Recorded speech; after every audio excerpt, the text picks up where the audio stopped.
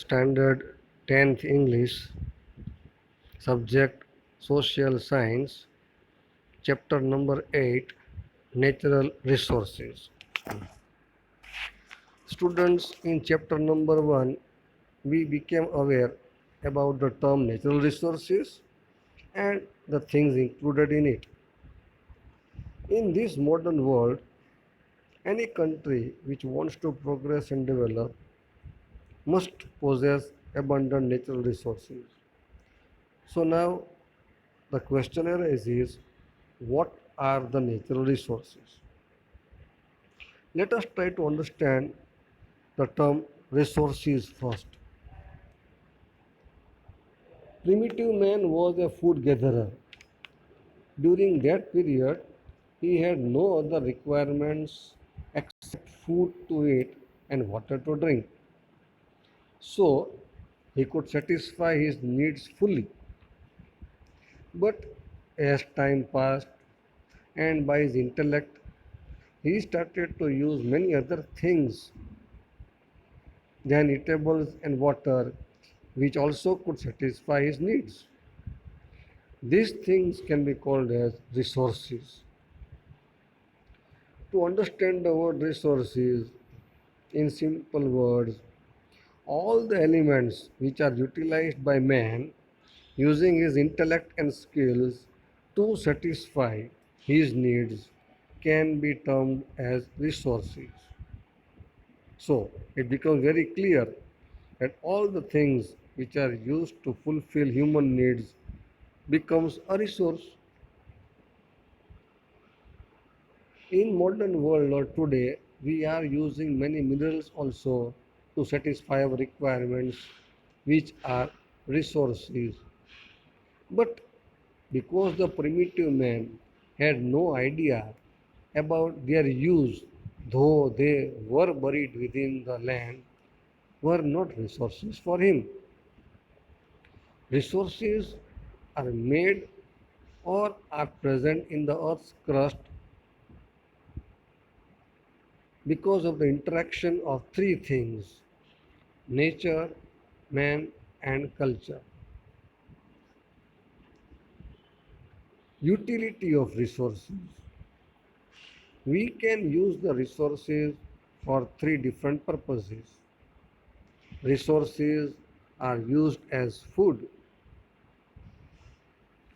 fruits, crops, milk and milk products, meat obtained through domestic animals, fish, honey, etc. All are used as food items. Resources are a source of raw material. In this modern world, many industries have developed. They cannot produce any item without raw material. Various products from forest, agro products, wool, hide, mineral ore, etc. become a source of raw material for these industries. Resources as energy resources, coal, petroleum, natural gas, etc. are used as fuel in industries. Energy can also be generated through solar insolation, wind, sea waves, tides and ebbs, and waterfalls, etc. So, we became aware about the uses of resources. Now, let us try to understand types of resources. We can also classify the resources. Resources can be classified into three categories. Number one, on the basis of their ownership. Number two, on the basis of reavailability. And number three, on the basis of distribution centers. Students, the table given to us on page number 59 will be helpful to understand all the three different types of resources. Let us try to become familiar with the first table, ownership.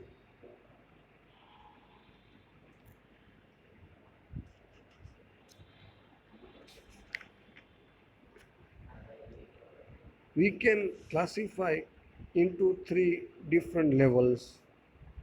Number one, individual resource. Number two, national resource. And number three, global resource. Well, it is very simple that individual resource is owned by people themselves, either by an individual or a family. And the examples are land, building, etc. National resources will obviously be owned by a country or a particular region. And the examples are army or international trade. Global resources, all physical or non-physical resources which are used for human welfare throughout the world are termed as global resources. And very simple example that resources which are of common ownership of all the nations of the world are its example. Let us go on the second page. We can also classify the resources on the basis of their distribution.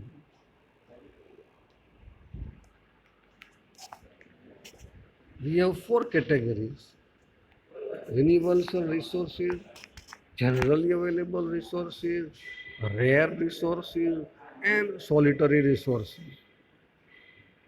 Universal resources, which are useful gases in the atmosphere, and examples are gases like oxygen and nitrogen. Second, generally available resources. Well, any resources which are easily available, they all become a part of the generally available resources. And their distribution, the examples are land, soil, water, pasture land, etc. Third, rare resources. Resources which are available only at limited places are termed into rare resources, and the examples are minerals like coal, petroleum, copper, gold, uranium, etc. Solitary resources, the fourth category, it makes very clear that minerals which are available only at one or two places in the world are termed in this category. And the best example is the cryolite, which is available only in Greenland. Other methods to classify resources are renewable resources and non-renewable resources. The resources which are reproducing themselves as per their usage during a specific time, they are inexhaustible. Solar insolation, wind, birds, animals, bioresources, etc. are the examples of these renewable or inexhaustible resources. Mineral, coal, natural gas, petroleum, once used, cannot be produced again, and so they are termed as non-renewable resources. Now, because we saw in the previous part only that if a country wants to progress and develop in a speedy manner, then it must have abundant natural resources. If we are not able to make the maximum use of it, then these resources will be exhausted in a very short period. So, there should be a proper planning as well as conservation of these resources. In earlier period, the uses were very limited, but at present we are using all the resources in an unlimited manner. So we will have to experience severe implications in the near future if we are not aware at present. So it becomes a moral duty of all the citizens of the world to conserve the resources for future generations. The word conservation directly relates to scarcity of resources.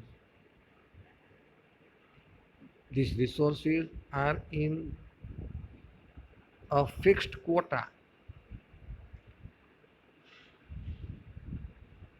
So once they are over, we are not going to get them again and again.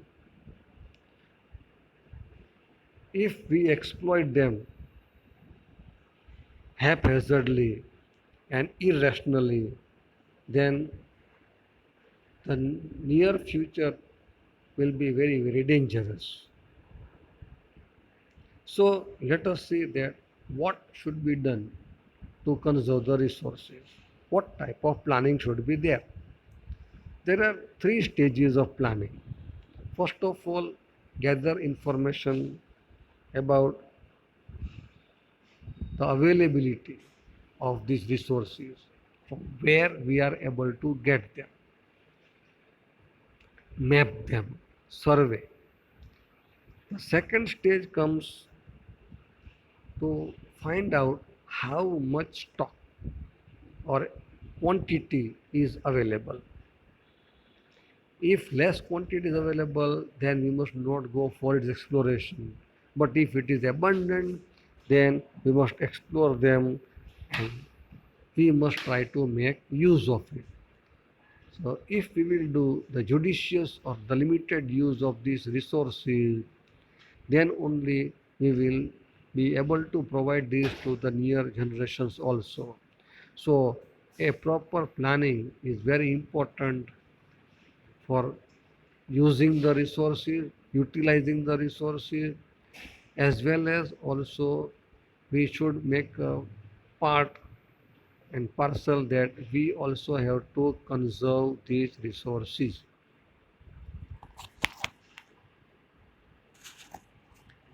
Our next point is soil formation. Well, see the simple definition that the part of the surface of the earth wherein the vegetation grows is known as soil.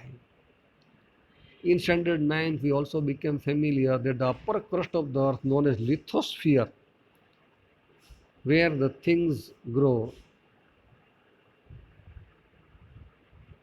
and that that particles of the lithosphere, which are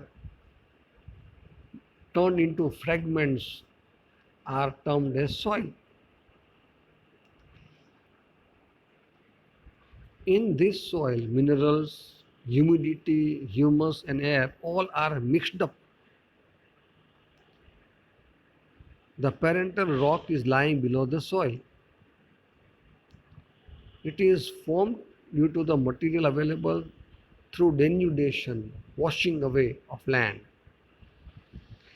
Biotic remnants, humidity, and air also gets mixed up with it.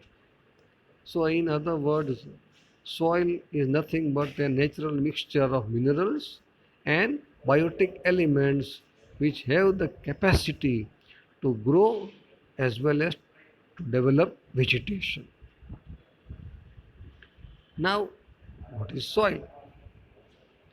The uppermost layer of the crust of the earth is called soil, containing minerals and biotic elements, which makes the growth and development of vegetation.